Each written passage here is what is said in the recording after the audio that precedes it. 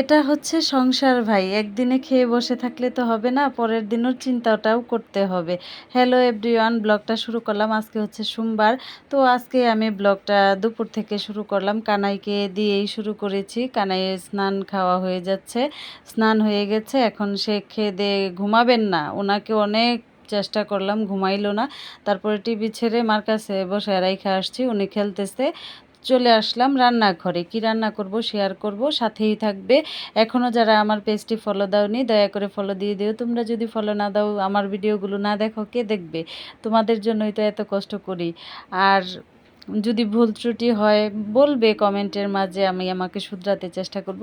তো আমি এই যে কড়াইটা ভালোভাবে গরম করে নিয়েছি, করে তারপরে সবগুলো মাছ একসাথে দিয়ে দিয়েছি।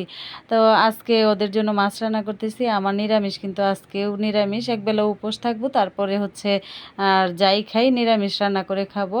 আর মহিলা মানুষ তো একা, একার জন্য এত কিছু রান্না করতে ইচ্ছে করে না, দেখিয়ে কিছু একটা করে খেয়ে নেব। তো আমার জন্য, আমার একার জন্য এত ভাবি না, তাদের জন্য আর কি ভালোভাবে সব কিছুই রান্না করতেছি।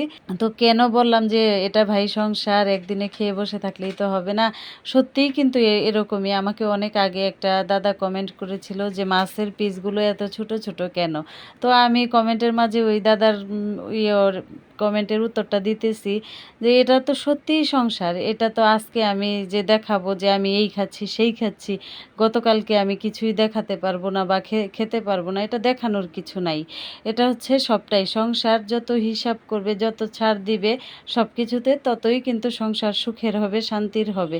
আজকে আমি বড় বড় মাছ কিনে আনলো, আজকে খেলাম, গতকাল খেলাম, পরে আমি আর 2 দিন কি খাবো, ওই চিন্তাটা তো আমাকেই করতে হবে। আর 2 দিন তো অন্য কেউ চালিয়ে দিবে না। তো আর এখন যে বাজারের দাম, এই বড় বড় মাছ খাওয়া তো চিন্তাই করা যায় না। তারপরেও যে আমরা খেয়ে পরে বেঁচে আছি, এটাই তো অনেক কিছু, সৃষ্টিকর্তার কাছে অনেক শুক্রিয়া, ঠিক না? তো দাদা হয়তো আমার ভিডিওগুলো দেখলে বুঝতে পারবে আমি রাগ করিনি। এক একজনের এক এক ধরনের মন্তব্য থাকতেই পারে। আর এখানে আজকে ওদের জন্য রান্না করলাম টমেটো দিয়ে, পেঁয়াজ দিয়ে, আর রুই মাছ ভুনাটা করে নিলাম। কারণ অন্য সবজি দেখা যায় যে শুধু আলু আছে। দেখো তরকারি রান্না করতে করতে আমার চামিচটাও কিন্তু তরকারিতে পড়েই গেছে আজকে।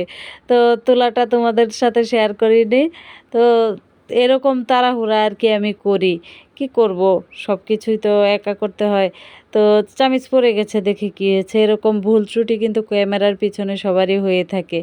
আমিও আর তোমাদের সাথে এড়িয়ে চললাম না, আমি শেয়ার করে ফেললাম তোমাদের কাছে।